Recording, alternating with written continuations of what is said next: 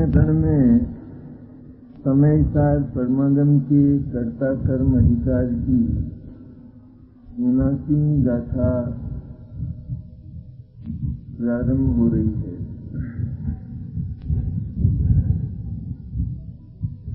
कर्ता कर्म अधिकार बड़ा रहस्यमय अधिकार है।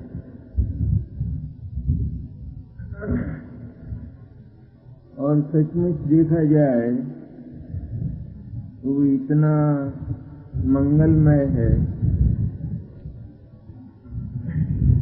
कि उसकी देशना के अनुसार यदि हमारे जीवन में उसका अधिकार हो जाए, सर्वाधिकार, मोक्ष हमारे अधिकार में आ जाता है। और उसका दूसरा संदेश यह है कि जिन पर तुमने अनधिकृत और कृत्रिम अधिकार किया है उसका तत्विसर्जन करो। यह पाप कोई सामान्य नहीं, अंकित जिस पर हमारा कोई अधिकार ही नहीं है। और जैसे जगत का कोई व्यक्ति जानबूझकर किसी पराई वस्तु पर अधिकार करके बैठा हो और उसका ये अन्याय, उसकी अनीति चली आ रही हो, पर अंत में जब रहता है तो वो लड़खड़ा जाता है। तो सच्चाई यह है कि अधिकार हुआ ही नहीं था। अधिकार कहाँ हुआ था? अधिकार तो उसने कल्पित कर लिया था, कल्पना कर ली थी, लेकिन सच में तो इसका अधिकार था ही नहीं। इसी तरह यहाँ कर्ता कर्म अधिकार का प्रारंभ करते ही आचार्य ने आत्मा के मर्म पर चोट की है कि हम कर्म नो कर्म शरीर आदि की बात बाद में करेंगे। सबसे पहले वह चर्चा करते हैं कि जिसको तुम्हें पराया कहने में ही शर्म आती है, संकोच होता है। तुम्हारा हृदय खुलकर ये नहीं बोलता भी है तो उसको अपने भीतर चिपका कर बोलता है, यहाँ नहीं है मेरा, जिनवानी कैसी है। लेकिन फिर वो अगर मगर परंतु से उसको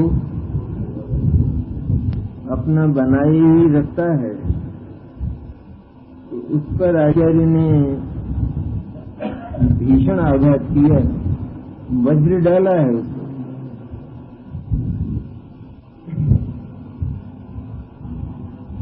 कि जो परिणाम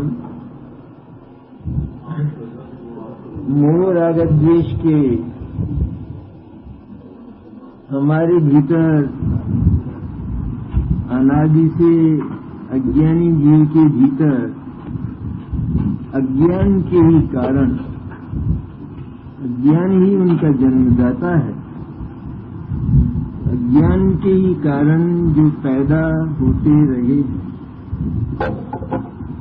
और दूसरी बात, पैदा तो होते रहे हैं लेकिन अज्ञान में ही वे आत्मा माने जाते रहे। आत्मा के माने मैंने आत्मा माना, इसमें कोई फर्क नहीं। जो आत्मा का होता है वह आ ही होता है। इसलिए केवल पहली बात तो ये कि उनका जन्मदाता ही अज्ञान। एक बात हमारी कल्पना में तो ये बात हो कि अज्ञान ही न होता तो जीव को राग द्वेष होते, वे न होते तो फिर उनके प्रति कर्ता कर्म भाव होता। इसलिए राग द्वेष किए मोह की दुनिया उजाड़ने वाला अधिकार है ये, उनकी बस्ती को समाप्त कर देने वाला अधिकार है। और इसमें आचार्य केवल आज्ञा नहीं करते, लेकिन बड़ी सुंदर मन भावनी युक्ति से उन रागद्वेष मोह को आत्मा से पृथक करके कहते हैं जिनमें तेरा आत्मा ही नहीं मिलता है। सदा से जिनके साथ रहकर जिनके साथ एक में एक नहीं हो पाया, तूने अपने मन में अपनी कल्पना में एक में कर लिया, लेकिन वो एक में एक नहीं हो पाया, वो अलग ही रहे। जैसे देह अलग है और मकान अलग है, उस तरह राग द्वेष मोह भी आत्मा के भीतर पैदा होकर भी आत्मा से अर्थात ज्ञान से, क्योंकि आत्मा का स्वभाव ज्ञान है, इसलिए उससे अलग ही रहे। यहाँ करना कितना है, करने के नाम पर कुछ नहीं करना है। जो अलग हैं उनको करना है।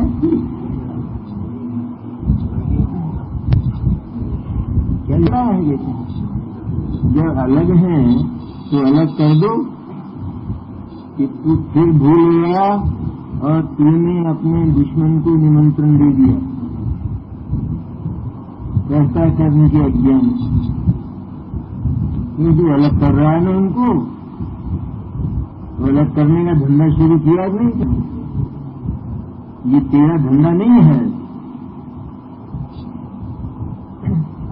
तू यदि ज्ञान स्वरूप है केवल, इतना जान सकता है, इतना जानना है तेरा कर्म। ये न्यारे हैं और मैं न्यारा हूं। मोक्ष को आचार्य ने कितना सरल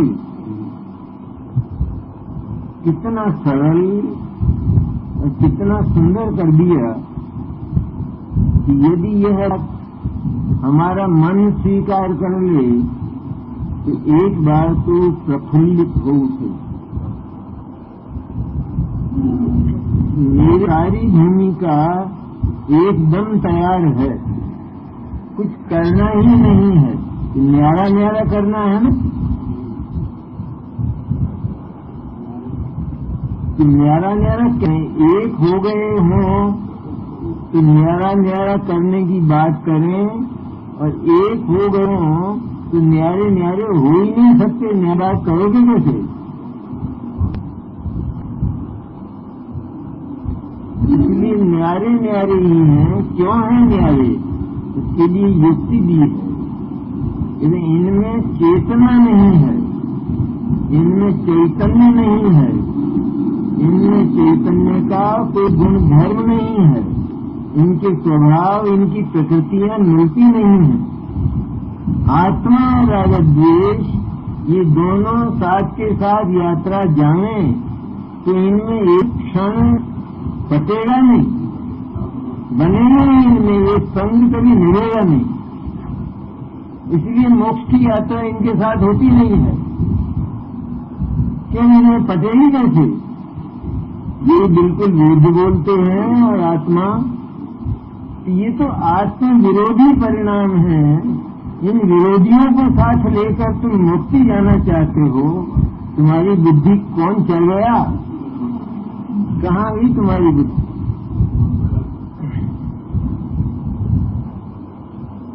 कितना सरल है।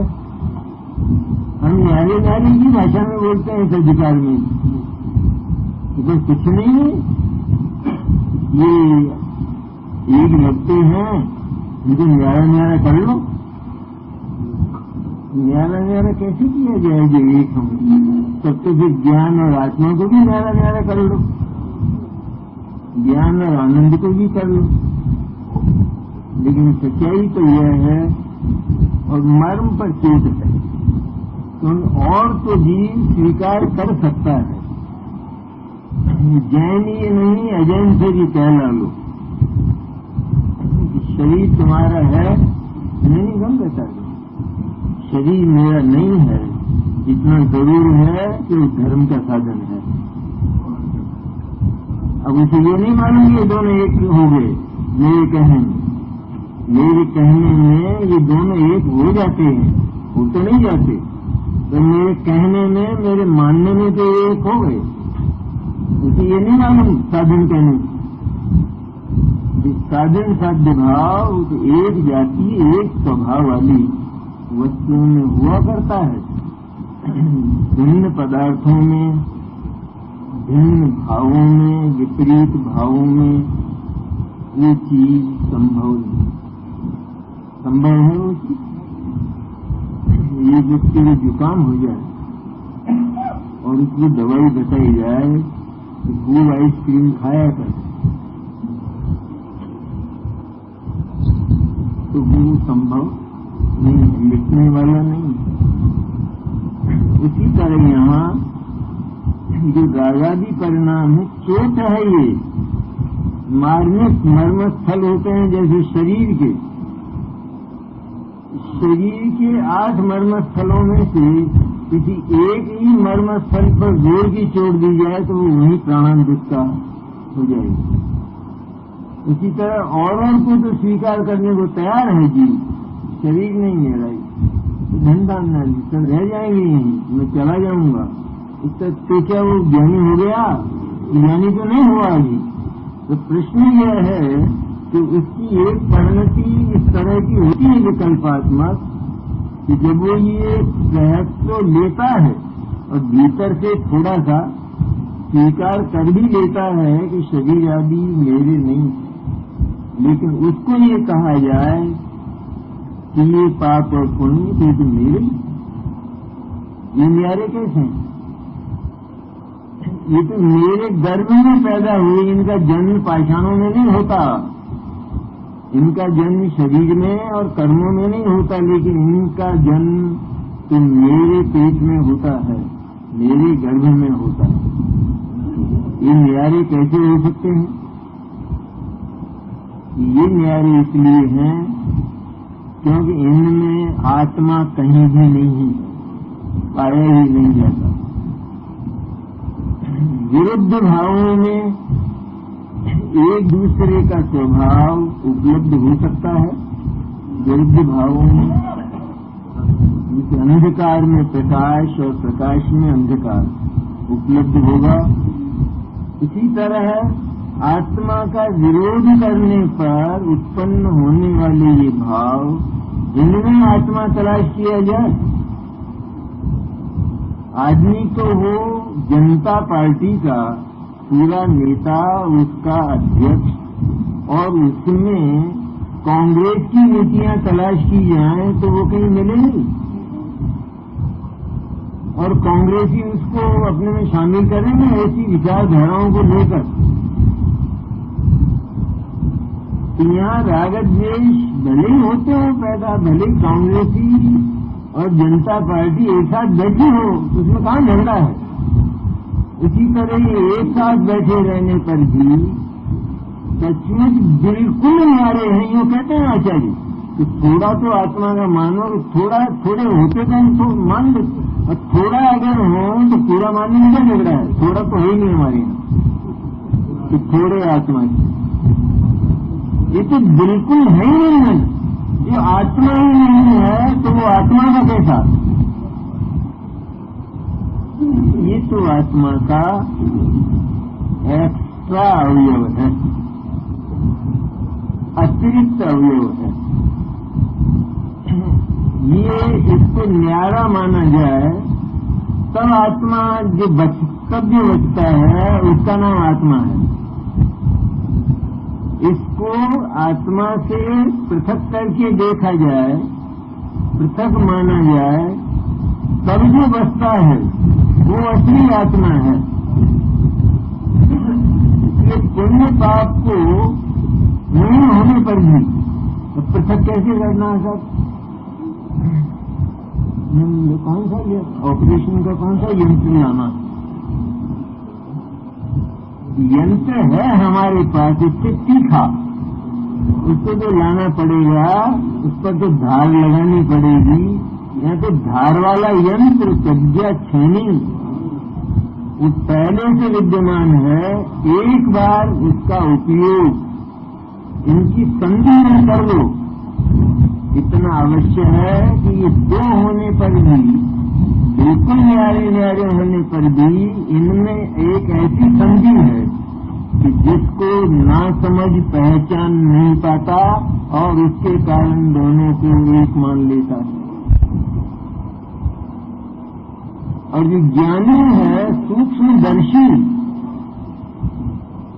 और तीक्ष्ण है जिसकी छेनी, सूक्ष्म है जिसका दर्शन और तीक्ष्ण है जिसकी छेनी, तो वह इनके बीच में जहाँ ये मिले हुए से दिखाई देते हैं, मिले नहीं है तो मिले हुए दिखाई देते हैं, वह अपने ज्ञान को वहाँ डालते और ये न्यारे न्यारे हो जाते हैं अर्थात न्यारे न्यारे अनुभव में आने लगते हैं। क्या अनुभव में आने लगता है? ये न्यारा है बस इतना होकर, ये न्यारा है, ये न्यारा है, इसकी रामायण नहीं करना है, इसका महाभारत नहीं दिखाना टीवी में, ये न्यारा है, न्यारा है। तो न्यारा ही है तो इसकी ओर झांकना ही नहीं। अब तो झांकने लायक ही केवल एक नंदन वन रह गया, जिसमें केवल सौरभ ही सौरभ, खुशबू खुशबू चारों हो, जिसकी वाटिका विविध फूलों की सुगंधों से भरी हुई है, संपूर्ण है, जो कभी बीतता नहीं। ये तो बीत जाते हैं, इनका क्या, कभी एक से रहते नहीं, आते हैं और जाते हैं। सबसे बड़ी बात है कि ये एक्स्ट्रा है आत्मा से, आत्मा में उत्पन्न होने पर भी आत्मा से बिल्कुल सरप्लस है। सरप्लस को डालने के लिए तो बहुत सोचना पड़ता है कहाँ डालें, तो आचार्य ने ही सोच लिया कि जिनमें चेतना नहीं है वे स्वभाव से ही अचेतन हो गए, इसमें क्या झगड़ा है? पर अचेतन में भी उनको किनमें शामिल किया जाए कि जिनमें शामिल होने लायक हैं उनमें शामिल कर दो। ये पुद्गल में शामिल होने लायक है, पुद्गल में शामिल होता है क्योंकि पुद्गल का साथी है, पुद्गल के होने पर होता है, पुद्गल के साथ ही चला जाता है, कर्मोदय के साथ आता है, कर्मोदय जाता है तो चला जाता है, बढ़ता बढ़ता रहता है, कभी समूली नाश हो जाता है। और सबसे बड़ी बात ये कि इसमें चैतन्य का एक भी स्वभाव नहीं मिलता, बिल्कुल मिलता ही नहीं। हमारी जो रोजाना मलमूत्र होते हैं तो इसमें कौन सा विटामिन है? नहीं, एबीसी कोई भी विटामिन नहीं पड़ेगी, नहीं पैदा कहाँ हो? अपने भीतर पैदा हुए, हम उनको लिए फिरे, शोध के चौके में भी गए, ये चौका पवित्र नहीं हुआ तो क्या करें? ये सब लाचारियां हैं व्यवहार की, वरना चौका तो हो गया पवित्र देखा जाए तो। लेकिन लाचारी नहीं करेगा, फेंकेगा उनको। मिराज को भी आज देना है, स्वयं को भी करना है, सब कुछ करना है, तो ये लाचारियां सब व्यवहार में ठीक है, इसकी मर्यादा इतनी है, क्या करें? इसी तरह इनको लिए भी बुरा था, लेकिन सचमुच देखा जाए तो ये कोई गर्भ का बालक नहीं था, ये तो गांठ बड़ी हुई थी, बड़ी हुई गांठ थी वो अवयव था क्या? बिल्कुल नहीं था। 5 किलो की गांठ हो और वजन 55 किलो हो तो आदमी का वजन कितना? क्या इतना झुक बोलते हैं लोग? 55 किलो साफ आ रहा है कांटे में, आदमी तो 50 किलो ही है कि बाकी तो सब सरप्लस है, एक्स्ट्रा है। उसको तो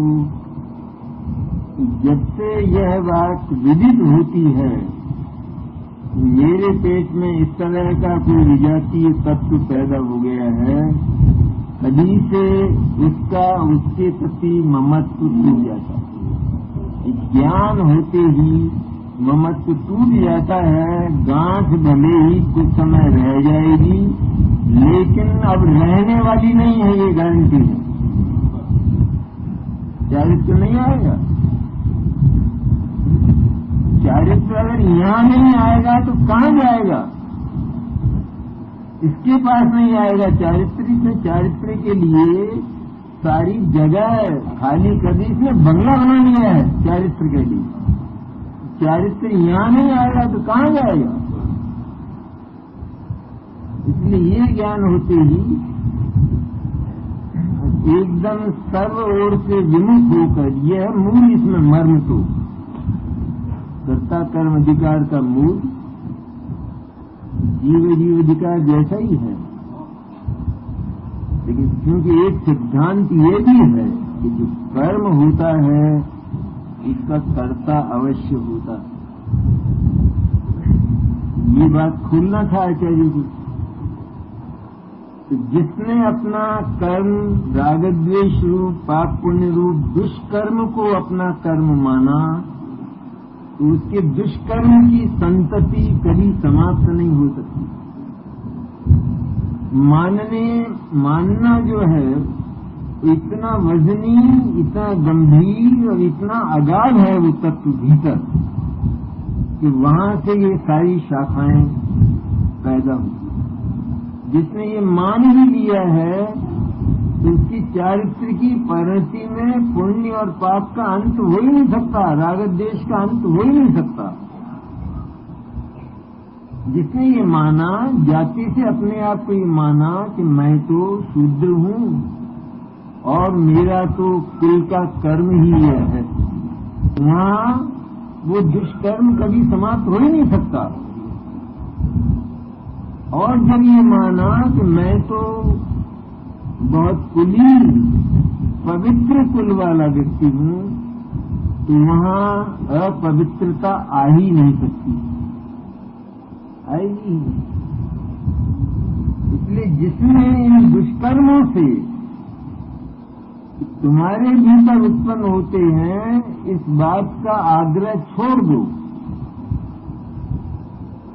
इसके कहने में अज्ञानी के और ज्ञानी के कहने में ही फर्क, मानने में तो पसीना आता है कि रागद्वेष मोह भले ही अच्छे नहीं है और रागद्वेष मोह का क्षय करना पड़ता है, लेकिन पैदा तो मेरे भीतर होते हैं। ये अज्ञानी का वचन। और ज्ञानी ये कहता है कि भले ही मेरे भीतर पैदा होते हों, लेकिन ये तो मेरे शत्रु हैं, तो घर में कैसे रख लूंगा? पैदा हो जाए, घर में कोई बिच्छू पैदा हो जाए तो पैदा कहाँ हुआ? अपने घर रख लो, क्या पालो जाए अपने बच्चे की तरह, और जब वो बड़ा हो जाएगा तो कमा के खिलाएगा। क्या है? तो पैदा कहाँ हुआ? चीटियां कहाँ पैदा होती हैं? चूहे कहाँ पैदा होते हैं? तो हमारे घर के चूहे तुम्हारे घर के हैं, पालो, दूध ज्यादा मंगाया करो।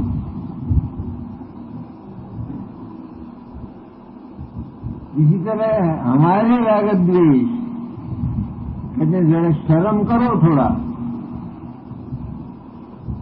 तुम्हारी नहीं है बिल्कुल, क्योंकि इनमें तुम्हारा कोई स्वभाव उपलब्ध नहीं। कोई आत्मा के जितने ज्ञान दर्शन चारित्र आनंद और जितने अनंत स्वभाव हैं, उनमें से एक भी स्वभाव राग द्वेष में उपलब्ध नहीं होता। इसलिए ये आत्मा के नहीं है, विरुद्ध स्वभाव वाले हैं। तो जो विरुद्ध स्वभाव वाला है वह आत्मा का कर्म नहीं हो सकता। मानने में आत्मा भले ही स्वतंत्र है कि वो किसी को अपना माने, लेकिन सच्चाई यह है कि आत्मा और पाप पुण्य कभी भी एक में एक हुए नहीं और एक में एक हो भी नहीं सकते, कभी संभव ही नहीं है। जैसे भात हो और उसमें थोड़ी सी बाली डाल दो और फिर खाओ,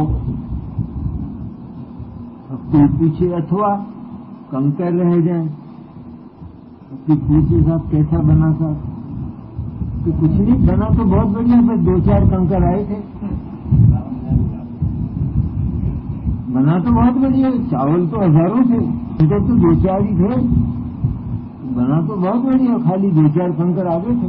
अब कहने वाला वो तो संकोच में शिष्टाचार में बोलेगा, लेकिन उन 2-4 कंकरों ने तो सारा ही कंकर कर दिया, सारा ही मिट्टी कर दिया,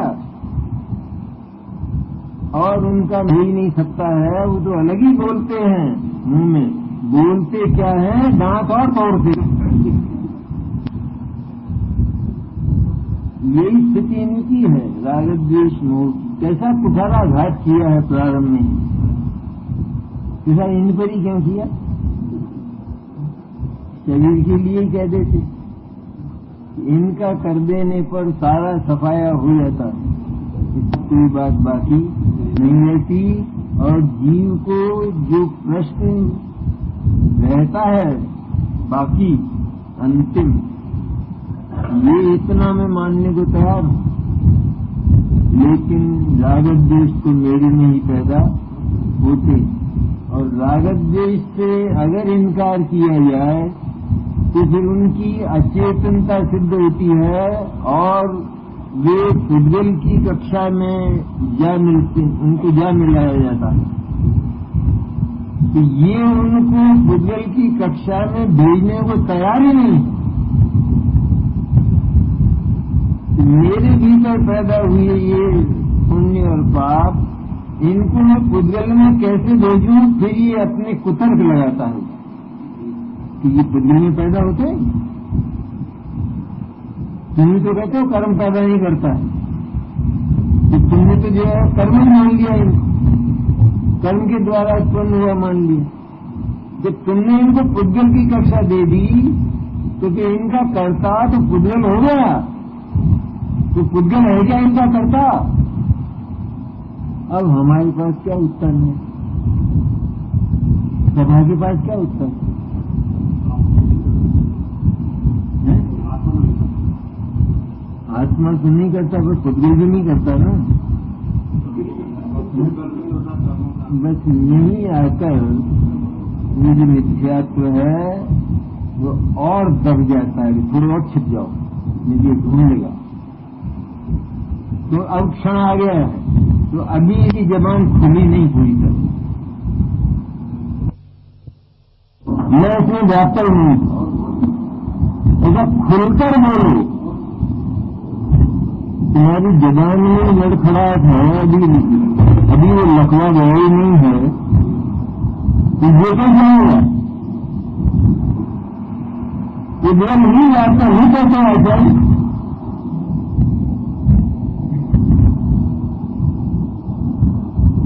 अच्छा, इस दिन में कौन जाता है? इसमें व्यापक है, मैं इसमें जाता ही नहीं। अगर खुलकर बोलो, तुम्हारी जबान में लड़खड़ाहट है, अभी वो लकवा गया ही नहीं है, उधर नहीं जाता, नहीं कहते आचार्य।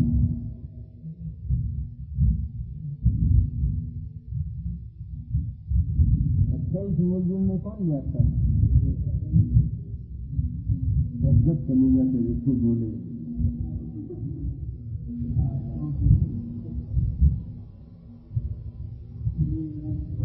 पूजा के भाव में कौन जाता है? अरे भगवान, पूजा का भाव पिघल जाता है, वो पिघल का कर्म है। नहीं साहब का अपेक्षा है, अनेकांत है, व्यवहार से खुद मिल जाए, निश्चय से तो आत्मा जाता है कि गुजरे का ये भाग्य, ये जागने वाले थे। अरे खुलकर बोल भाई कि जो लड़का माँ के गर्भ से पैदा हुआ और सत्यानाशी है, हर बात में माँ का विरोध करता है, हर बात में माँ को कष्ट देता है, पीड़ा देता है, उसकी संपत्ति का नाश करता है, उसके मुंह से चीज के लिए नहीं निकलता है कि ये मेरा पुत्र है। कोई पूछता है तो कि माँ साहब ये मेरा दुश्मन है। अरे आपका लड़का है, कैसी बातें करते हैं? सारी दुनिया में हमने पूछा है कि वो उनका बच्चा जुड़ा पास, सबने बोला हमको कि जिनने बोला वो समझते नहीं है। मुझे मालूम है कि ये मेरा बच्चा हाँ है तो सही, पेड़ से पैदा हुआ इसलिए, लेकिन ये ऐसा करता है। हो गया मानी, हो गया, अभी और तेरा नाश बाकी है।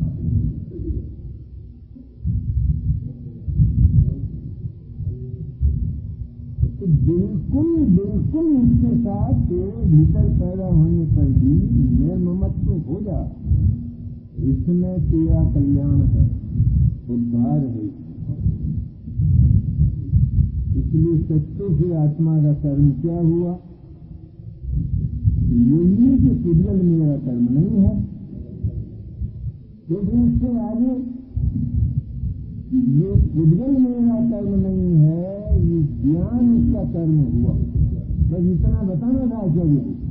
इस कर्म के साथ ही आचार्य को मोह पैदा नहीं करना था, पर्याय दृष्टि पैदा नहीं करना था, लेकिन ये सहज कर्म पैदा हुआ।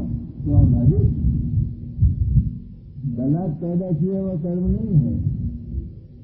ये दोनों को न्यारा न्यारा जाना, ये बिल्कुल भिन्न ही है। तो मैं इसके ढूंढना तो इसको था, इसको न्यारा जानने के लिए ढूंढना चैतन्य को था। सच में ये न्यारा जानने में आया तो जानते ही हमारी दिशा बदली, ज्ञान की दिशा बदली, उपयोग की दिशा बदली और उपयोग चैतन्य में समा गया। ये कर्ता कर्म का निचोड़ है। कर्ता कर्म नाम क्या? तो कर्ता कर्म बताओ आप, और ये काय को जबरदस्ती अपने मन से मिलाते हो। अरे ये पैदा ही नहीं होता है मेरे को, ये मेरे से न्यारा है ऐसा जानते ही उपयोग जहाँ चैतन्य मुक्त हुआ, चैतन्य में जहाँ उपयोग स्थापित हुआ, तो वो जो ज्ञान पैदा हुआ, निर्मल ज्ञान, चैतन्य का संवेदन करने वाला ज्ञान, वो ज्ञान आत्मा का कर्म है। ये अभी न्यारा न्यारा कर रहा है, ये तो वास्तविक कर्म ही नहीं, ये तो अभी विकल्प की कक्षा में है। वास्तविक कर्म तो है जो सहज पैदा हुआ, जिसको इस जानने वाले ज्ञान पर भी जिसको दृष्टि नहीं है, बल्कि जिसको अकेले चैतन्य पर दृष्टि है। चैतन्य और पुण्य पाप ये दो चीजें, और दोनों का जमीन आसमान का फर्क है, प्रकाश और अंधकार का अंतर है दोनों में। ऐसा जाना, ऐसा जानते ही वह ज्ञान जिनमें इनका अंतर जाना कि जिससे उसको कोई मतलब नहीं, जो न्यारा ही है बिल्कुल, तो उसकी ओर झांकने से भी प्रयोजन नहीं रहा, मतलब नहीं रहा, क्योंकि परायणी है और जिससे रंग से मात्र भी संबंध नहीं है, तो उसकी ओर झांकेगा, झांक कर उससे क्या बात करे, उससे क्या बोले, क्या कहे, उससे ये चीज न्यारा है, ये न्यारा है। अभी तो वही एक बार न्यारा है, तो ये न्यारा है करने से क्या हुआ? तो एक प्रयोजन की कौन सी सिद्धि हुई? न्यारा एक बार जानकर सदा के लिए उसकी ओर झांकना ही बंद कर दे, उसको उज्जवल परिणाम का जानना कहते हैं। और जानता ही रहे तो उसको करता चाहिए, जानता ही रहे तो करने का भाव करे, वो तो करता है ही सही, लेकिन उसको जानता ही रहे तो करता है ही, ये भी मिथ्यात्व का पाप है।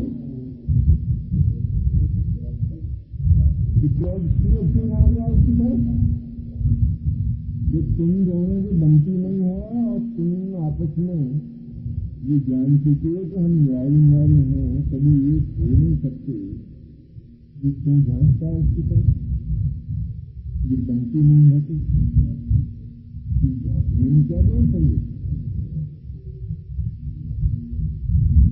घर में दोस्त से लड़ाई हुई है, तब भी एक कर दिया जाए, तब भी क्या जाता, तो ये जो शैतान होता है ना, तो वो फिर बोलना तो बंद कर देता है, वो झाँकता है दूसरे लड़के की तरफ।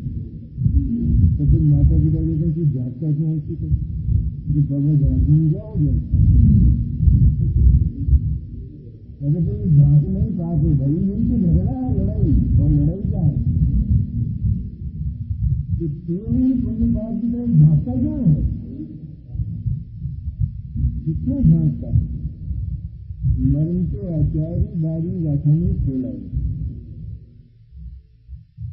और उसका जो वचन है व्यवहार के संबंध में, कितना सुंदर, कितना वजनी, कितना रहस्यमय वचन है।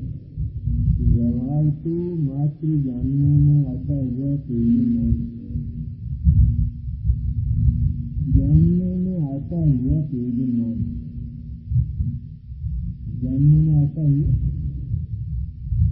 जब जानने में आ गया, जब जानने में आ गया, क्योंकि वह सचमुच चलाकर जानने लायक नहीं, चलाकर जानने, क्योंकि किसी ने सड़क पर अपना नाक रोल दिया, उनका मलबा साफ कर दिया, पर आगे अब उसे विचार आया कि जब चलते तो देखो इसका क्या हुआ। अरे विचित्र आदमी, वो तो तेरे से उस समय नहीं लड़ा इधर जिसे मैं नाक में था, और जब तूने जो न्यारा ज्ञान ही लिया है, कर ही लिया है, तो इसकी और क्या जानना कि चीज आगे उसकी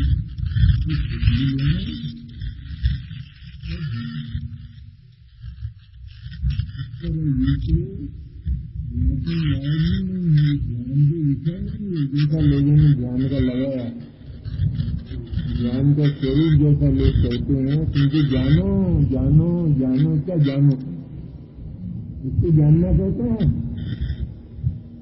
जानने में सदा ही चाहे वो मिथ्या दर्शन मिथ्या ज्ञान हो अथवा वो सम्यक ज्ञान हो, उसमें हे उपाधि बुद्धि सदा प्रवर्तित होती है। मिथ्या ज्ञान में जो आत्मा नहीं है, शुद्ध चैतन्य नहीं है, उनके प्रति एकत्व प्रवर्तित होता, उपाधि बुद्धि प्रवर्तित होती।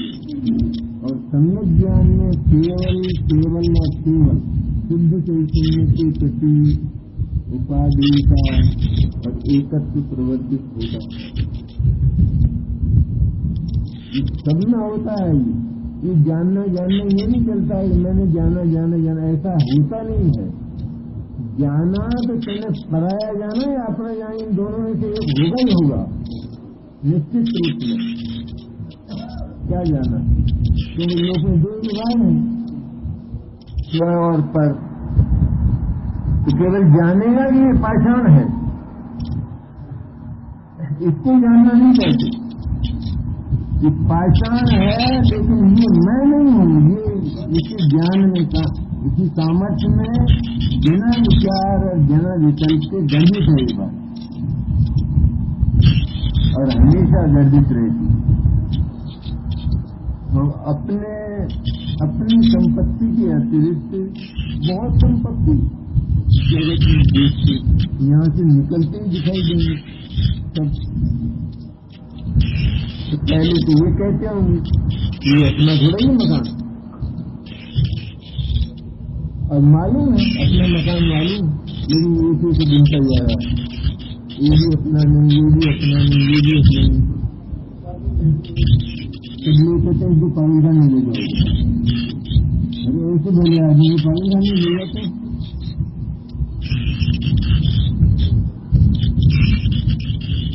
इसने कल शुरू कर दिया मेरा ज्ञान को, ये राज भी मेरा नहीं, देश भी मेरा नहीं, ये आया तो ये जानने लायक, ये आया तो ये जानने लायक।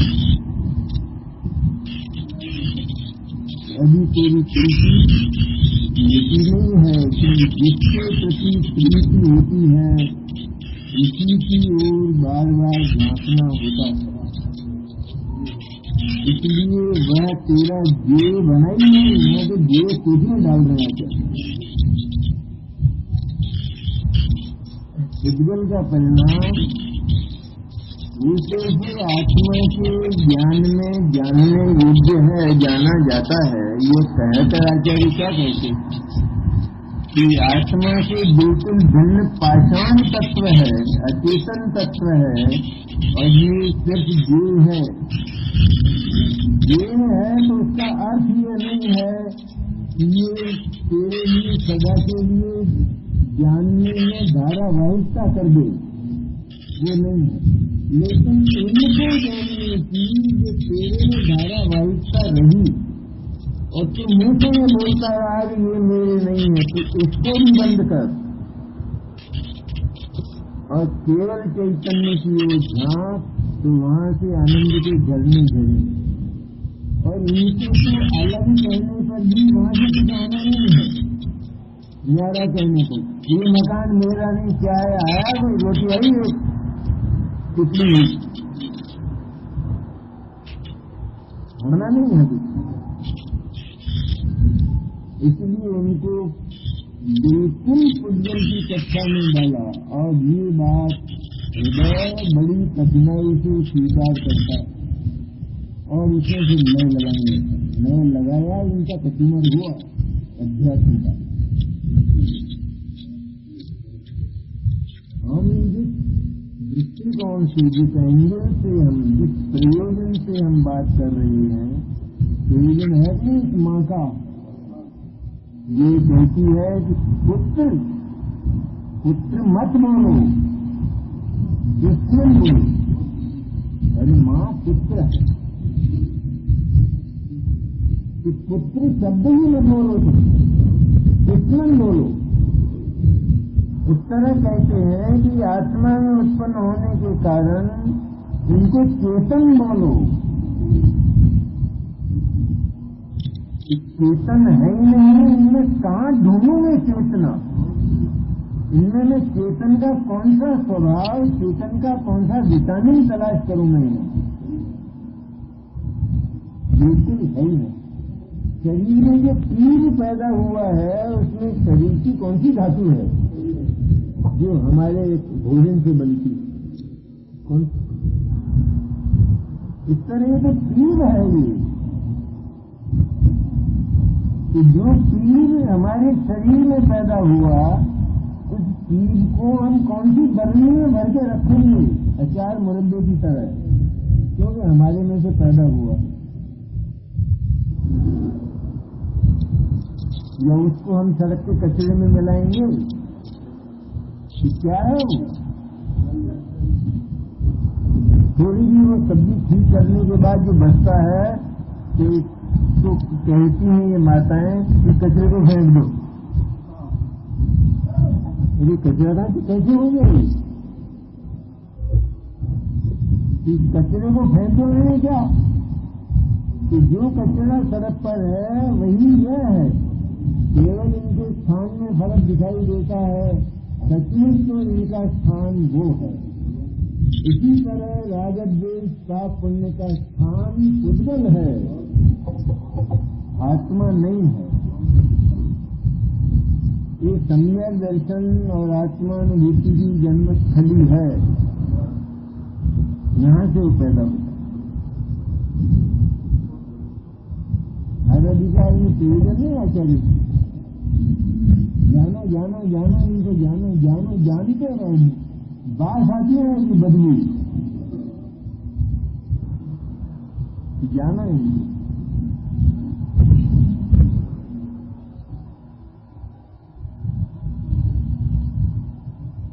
कर्म तो इसलिए बताना पड़ा आचार्य को, वहां तो कर्म से ही नारा किया पहले अधिकार में। यहाँ तो प्रश्न रह जाता है ना, जब ये आत्मा में उत्पन्न होने वाले, अज्ञान से उत्पन्न होने वाले रागादि भाव, क्रोधादि भाव, पाप पुण्य के भाव, अगर ये आत्मा नहीं है, आत्मा का कर्म नहीं है, कर्म है नहीं पर्याय में पैदा होते हैं, इसलिए ये कर्म कहे जाते हैं। कि ये आत्मा के कर्म नहीं है तो फिर आत्मा का कर्म कौन है? आत्मा का कर्म ये पुद्गल परिणाम है, ऐसा जानना, विज्ञान की पर्याय वो आत्मा का कर्म है। लेकिन इस ज्ञान की पर्याय में चैतन्य का दर्शन करके इसका रसास्वादन नहीं किया तो उसको इनका और आत्मा का अंतर कैसे मालूम हुआ? कैसे मालूम होगा? हमको कोई दो वस्तुओं का अंतर बताए तो वो अंतर हम सुनते हैं, उस पर विचार करते हैं, उसका निर्णय भी ले लेते हैं, लेकिन वास्तविक अंतर समझने कब आता है? कि जब जो चीज हमारे रसास्वादन के लायक होती है उसको हम ले लेते हैं, तब समझ में आता है कि शेष सबके सब इसके अलग तो आया असली को समझ में। और हम कहेंगे ये तो आत्मा के ज्ञेय है और आत्मा का जो ज्ञान है वो आत्मा का कर्म है, बस हो गया, किस्सा खत्म हो गया। यहाँ तो अभी कुछ ही नहीं हुआ। ज्ञान को आत्मा का कर्म मानकर मैं ज्ञान स्वरूप ही हूँ और इनसे सदा न्यारा हूँ, ऐसा जानकर चैतन्य में स्थापित हो जाए तो तब जो ज्ञान पैदा हुआ स्वसंवेदन रूप, उस स्वसंवेदन रूप ज्ञान में सारा भेद विज्ञान करने में सारे लोकालोक का, उसी समय ये बात असल में पैदा हुई कि ये सबके सब पुदिल परिणाम।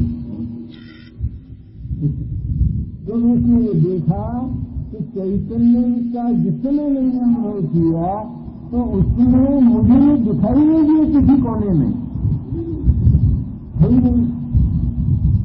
वहां थे नहीं जब मैंने अनुभव किया। अच्छा ये होते तो मेरे अनुभव में तो आते, अगर ये चैतन्य के अवयव होते तो मेरी अनुभूति में आए नहीं। जब अनुभूति में नहीं आए तो इसका अर्थ यह है कि ये वहां नहीं थे, नहीं थे तो कहीं और जगह से। ये मेरे नहीं है, कहा है उसे असली वास्तविक तो तब हुआ, तो जब वो रसास्वादन हुआ तब वास्तव में ये देह बने, और देह कोटि में सदा के लिए डाल दिए गए। अब बार बार देह को याद करना नहीं, क्योंकि वो याद करने लायक है ही नहीं, जिससे हमारा रंच भी कुछ नहीं है, थोड़ा भी कुछ नहीं है, जरा भी, बिल्कुल नास्ति सर्वो की संबंध है, बिल्कुल कोई संबंध ही नहीं। इस तरह एक बात साहस का है, बहुत साहस की है ना, क्या करेंगी तरफ क्या तकलीफ तो है, लेकिन अनुभव से अपना देखो, ये माँ की ममता होती है, इसलिए खा जाएगा। इस तरह ये ममत्व करने लायक बिल्कुल नहीं है, तो पाया ही नहीं है आत्मा में, जो है ही नहीं, तो जितना उसमें दूसरा नया लाना ही नहीं, दूसरा नया इसमें बिल्कुल नहीं लाना। क्यों नहीं लाना, क्यों नहीं लाते हैं? पिता बेटे जो है जो एकांत निश्चय की बात है, दूसरे नए की भी तो बात करो, क्यों करें दूसरे नए की बात? हमें वो बात अभी करना ही नहीं है, एक बात। दूसरी बात ये कि हम तो अनादि से ही वो बात करते आए, हमने दूसरी बात पहले की नहीं, और हम जान चुके कि इसमें कोई माल नहीं, इसमें कोई सार नहीं, हम कर चुके हैं। इसलिए हमारे मूल प्रयोजन की, उत्कृष्ट प्रयोजन की चर्चा तो ये किसकी बात करेगा? जज के सामने कितनी फाइलें रहती हैं, अब जिस फाइल की चर्चा कर रही है, चल रही है, उसके बीच में आकर कोई एडवोकेट ये बोलेगा, मेरी भी तो निकालिए, क्या आप बैठ जाइएगा, बात मत कीजिए बिल्कुल, तो आप इसी के प्रेम है, मेरे प्रेम नहीं है कि बेहूदा बात मत करो, बैठ जाएगी, जजाओ ज्यादा करें। इस तरह हम जो चर्चा कर रहे हैं, उसमें बीच में रोना कहां से शुरू करते हैं?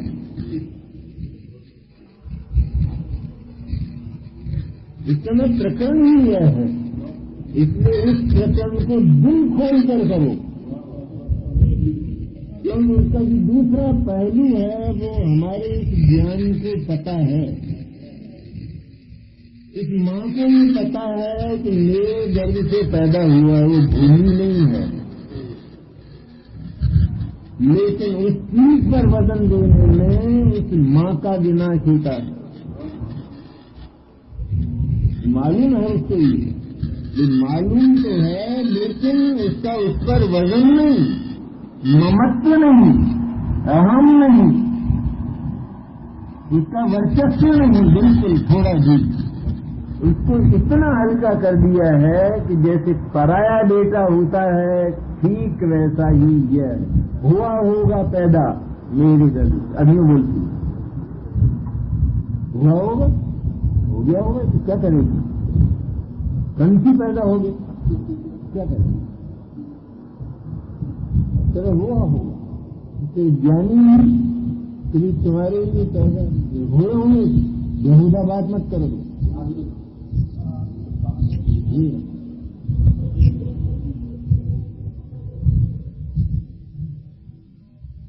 तब असली कर्ता कर्म की सिद्धि, कब हुआ वो कर्म पैदा? मुख्य बात ये कि पहले तो हमने ज्ञान में इस बात का विकल्पात्मक चैतन्य मेरा स्वरूप ऐसा विशुद्ध परम पवित्र अक्षय, और ये बिल्कुल विपरीत स्वभाव वाले इस तरह से एक विकल्प धारा में, ज्ञान की विकल्प धारा, रात की विकल्प धारा में नहीं, ज्ञान ने इस बात का निर्णय किया, निर्णय करते हुए लगा कि ये तो किंचित मात्र भी अपने से संबंधित नहीं है। ऐसा जानते ही चैतन्य की ओर झांका और उसका रसास्वादन हुआ। तब उसको समझ में आया कि आत्मा ऐसा होता है। आत्मा ऐसा होता है तो ऐसी जगत में कोई चीज ही नहीं है दूसरी। तो सारे लोकालोक से परत हो गया, वो देव कोटि में चला गया। देव कोटि वो कोई बनाई नहीं जाती, बस चैतन्य की अनुभूति में देव कोटि स्थापित हो जाती और वह सारी की सारी उदासीन भाव में है। आसीन भाव में केवल आत्मा, केवल आत्मा आसीन भाव में जानने में आ जाए। सदमस्त दशा में होता है, ज्ञान अन्य की ओर भी चला जाता है तो ज्ञान की तकलीफ थोड़ी। ज्ञान कहता है कि अगर जानने में भी आ जाता है, व्यवहार जानने में आता हुआ पेयमान है, तो कोई भी ये भाव अथवा ऐसा द्रव्य वो जानने में भी आ जाता है तो ज्ञानी इसलिए नहीं घबराता कि आ गया होगा, मेरा कौन लगता है। सड़क पर चलता हुआ कोई आदमी दिख गया तो दिख गया, तो मेरा कौन लगता है, मैं कहता ही नहीं, तो आ जाता है अपनी धारा में। मेरी भी ज्ञान की धारा है और इसकी भी अपनी प्रमेयत्व धारा है, दोनों चल रहे हैं। और अगर ये जानने में आ जाए तो मेरे ज्ञान का डर क्या है? मुझे इसके साथ कोई ममत्व हो तो डर है, लेकिन वो है ही नहीं। इसलिए एकमात्र चैतन्य की निष्ठा ये कर्ता कर्म का वास्तविक प्रयोजन है।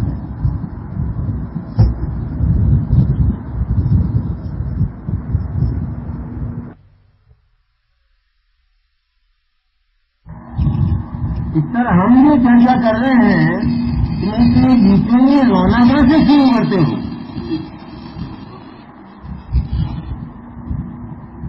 इस समय प्रकरण ही यह है, इसलिए उस प्रकरण को दिल खोल कर करो। क्योंकि उसका जो दूसरा पहलू है वो हमारे इस ज्ञान को पता है। उस माँ को ये पता है कि मेरे गर्भ से पैदा हुआ है, वो भूली नहीं है, लेकिन उस चीज पर वजन देने में उस माँ का विनाश होता है। मालूम है उसको ये मालूम तो है, लेकिन उसका उस पर वजन नहीं, ममत्व नहीं, अहम नहीं, उसका वर्चस्व नहीं, बिल्कुल थोड़ा भी। इसको इतना हल्का कर दिया है कि जैसे पराया बेटा होता है, ठीक वैसा ही यह हुआ होगा पैदा मेरे गर्भ। अभी बोलती हुआ होगा, हो गया होगा कि क्या करेगी? कंसी पैदा होगी, क्या करेगी? चलो हुआ होगा। तो ज्ञानी भी कभी तुम्हारे लिए पैदा हुए होंगे, बेहुदा बात मत करो।